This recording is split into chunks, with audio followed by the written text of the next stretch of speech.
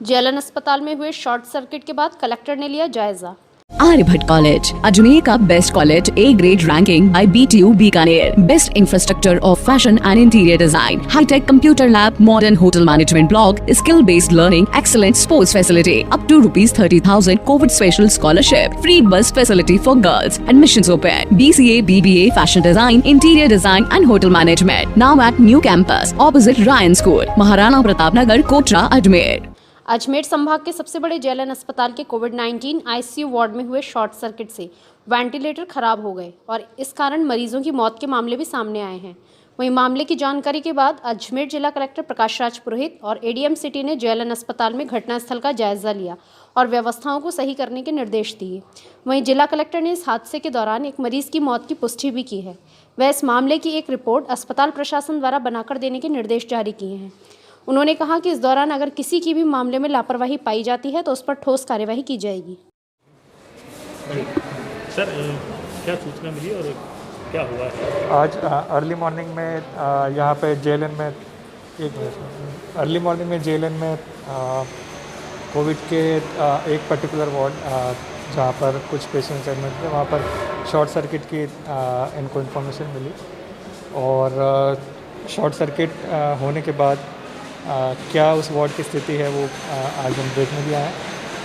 इसमें जैसा कि आपको अवगत कराया सुप्रिटेंडेंट साहब ने भी, शॉर्ट सर्किट होने के बाद जो वहाँ पे स्टाफ था तो उन्होंने जितने भी पेशेंट्स थे कोशिश की उनको शिफ्ट कर लिया जाए ताकि पेशेंट्स को कोई असुविधा ना हो। इसमें एक पेशेंट है जिनकी जो वेंटिलेटर पे थे, क्रिटिकल थे, उनकी इस एक्सीडेंट की वजह से जो दिक्कत है उसकी वजह से डेथ भी हुई है और बाकी सारे पेशेंट्स सुरक्षित हैं। और जो फॉल्ट आया था उसको उसके कुछ देर बाद ही उसको फॉल्ट को भी ठीक कर दिया गया था और बाकी इलेक्ट्रिसिटी वहाँ पर रिस्टोर कर दी गई थी। इसके लिए हॉस्पिटल प्रशासन से और पीडब्ल्यूडी के जो इलेक्ट्रिकल विंग है उनसे कहा है कि जो बाकी सारे वार्ड्स हैं उसमें भी जो अगर कोई इस तरह से इलेक्ट्रिसिटी की प्रॉब्लम कभी भी आ सकती है वो सारी की सारी चेक करवा लें और जो भी करेक्टिव एक्शंस ले सकते हैं हम वो करेक्टिव एक्शंस ले लें।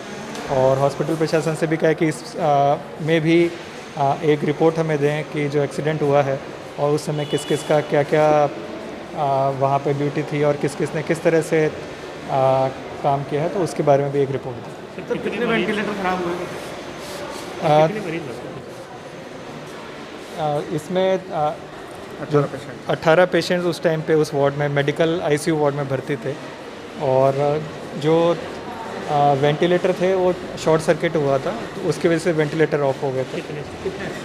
इसमें 3 तो वेंटिलेटर हैं, 2 एचएफएन। 3 वेंटिलेटर थे जो उस टाइम पे शॉर्ट सर्किट की वजह से ख़राब हुए थे। बाकी सब जो मरीज 18 हैं उनमें से 17 पूरी तरह सुरक्षित? हाँ बिल्कुल, बाकी सारे मरीज़ सुरक्षित हैं। मैं खुद ही अभी वार्ड भी जाकर आया।